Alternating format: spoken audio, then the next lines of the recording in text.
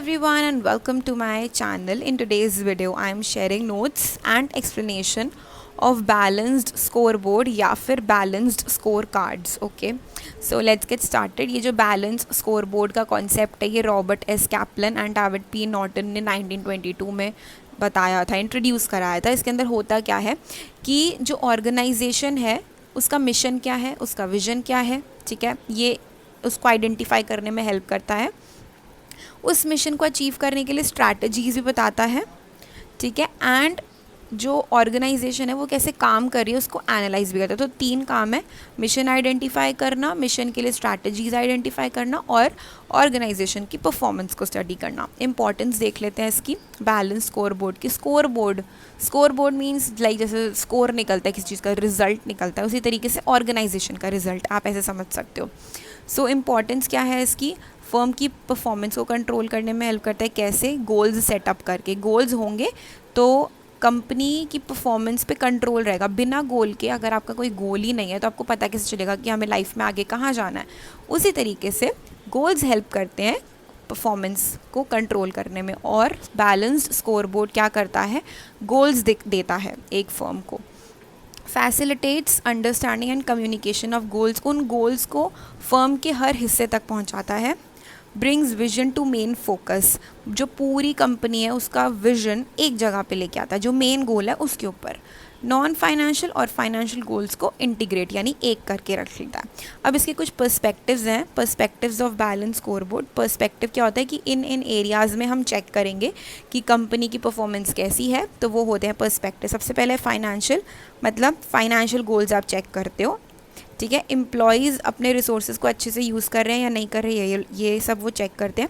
Employ की performance को major किया जाता है as months their division functioned within budget.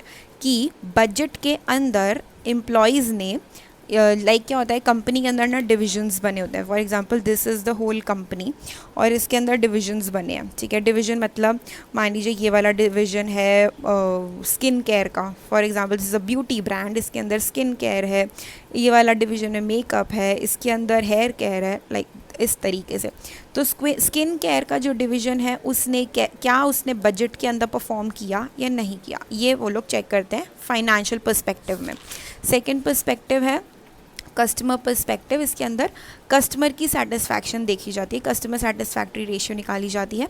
Performance कैसे मेजर की जाती है कि जो सुपीरियर है सबॉर्डिनेट को वर्कर्स है, क्या उनका अच्छा रिलेशन है या नहीं है. एक्सटर्नल कस्टमर्स और क्लाइंट जो है उनके भी रिलेशंस देखे जाते हैं, लाइक क्लाइंट्स हो गए, कस्टमर. और ये कैसे किया जाता है? कस्टमर फीडबैक से किया जाता है. Then third perspective is internal process perspective. इसके अंदर मैन्युफैक्चरिंग और प्रोडक्शन देखा जाता है. R&D एक्टिविटीज़ के थ्रू इवैल्यूएशन एम्प्लॉयज़ करते हैं. परसेंटेज निकाली जाती है. टास्क जो डेडलाइन के अंदर कंप्लीट हो गए, परसेंटेज 90% टास्क हो गए डेडलाइन के अंदर कंप्लीट, 50% हो गए, इस टाइप से. मेजर्स देखते हैं कि रिसोर्सेज कितने अच्छे तरीके से यूज़ किए गए थे. Last is learning and growth perspective. इसके अंदर देखा जाता है एम्प्लॉयज़ कितने कॉम्पिटेंट है. ऐसा तो नहीं है कि एक एम्प्लॉय को दूसरे से कोई कंपटीशन ही नहीं फील होता. उनको कॉम्पिटेंट एम्प्लॉयज़ को एवेल्यूएट करते हैं वो. और वो कैसे करते हैं? लेबर टर्नओवर से. टर्नओवर मीन्स कितने टाइम बाद लेबर चेंज हो रही है, ठीक है. तो और वो ये भी चेक करते हैं कि क्या जो उनके कंपनी में एम्प्लॉयज़ हैं क्या वो कंपनी की ग्रोथ पे फोकस करते हैं या नहीं. तो अब क्या होता है, ये 4 पर्सपेक्टिव को पढ़ने से ना कंपनी की स्ट्रेंथ और वीकनेस पता चलती है. इसके 2 लिमिटेशंस हैं कि बाकी पर्सपेक्टिव ये स्टडी नहीं करते हैं, तो ये बहुत बड़ी लिमिटेशन है.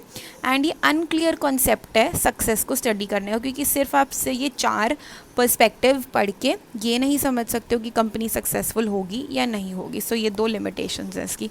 एंड आई रियली होप कि आपको ये कॉन्सेप्ट क्लियर हो गया होगा. I will see you soon in my next video. Thank you so much. Bye bye.